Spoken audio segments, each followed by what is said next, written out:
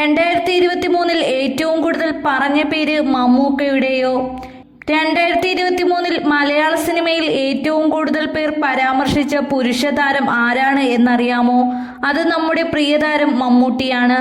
പ്രമുഖ ദേശീയ മാധ്യമമായ ടൈംസ് ഓഫ് ഇന്ത്യ പുറത്തുവിട്ട ലിസ്റ്റിലാണ് അദ്ദേഹം ഒന്നാമത് എത്തിയത്.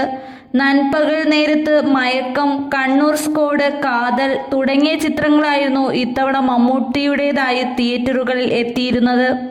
കണ്ണൂർ സ്ക്വാഡിലൂടെ പോലീസ് വേഷത്തിലും മമ്മൂട്ടി ഹിറ്റ് സമ്മാനിച്ചു. മമ്മൂട്ടിയുടെ പ്രൊഡക്ഷൻ ഹൗസായ മമ്മൂട്ടി കമ്പനിയായിരുന്നു ചിത്രം നിർമ്മിച്ചത്.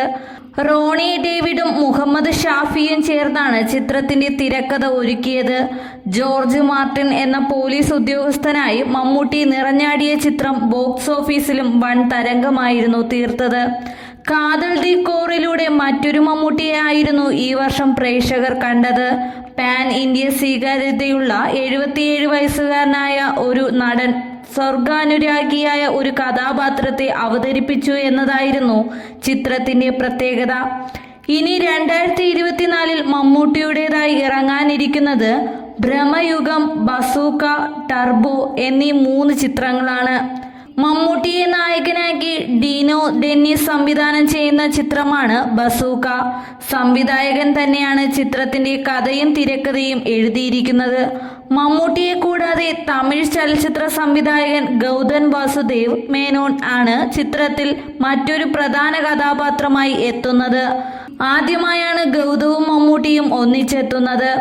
2024 മലയാള സിനിമാ പ്രേക്ഷകർ ഏറെ പ്രതീക്ഷയോടെ കാത്തിരിക്കുന്ന ചിത്രമാണ് ഭ്രമയുഗം. മമ്മൂട്ടിയെ കേന്ദ്ര കഥാപാത്രമാക്കി ഭൂതകാലം ഫെയിം രാഹുൽ സദാശിവനാണ് ചിത്രം സംവിധാനം ചെയ്യുന്നത്. ചിത്രത്തിന്റെ പുറത്തു വന്ന ഓരോ അപ്ഡേറ്റും പ്രേക്ഷകരെ ആകാംക്ഷയുടെ മുൾമുനയിൽ നിർത്തുന്നവയാണ്. പുതുവത്സര ദിനത്തിൽ പുറത്തുവന്ന മമ്മൂട്ടിയുടെ പോസ്റ്റർ വളരെ പെട്ടെന്ന് തന്നെ ചർച്ചയായിരുന്നു. ഭ്രമയുഗത്തിലെ മറ്റൊരു സുപ്രധാന കഥാപാത്രത്തെ അവതരിപ്പിക്കുന്ന നടൻ അർജുൻ അശോകന്റെ ക്യാരക്ടർ പോസ്റ്ററും അണിയറക്കാർ പുറത്തുവിട്ടിരുന്നു. പേടിച്ച് 2 കണ്ണുമിഴിച്ച് എന്തിലേക്കോ നോക്കുന്ന അർജുന്റെ രൂപമാണ് പോസ്റ്ററിലുള്ളത്.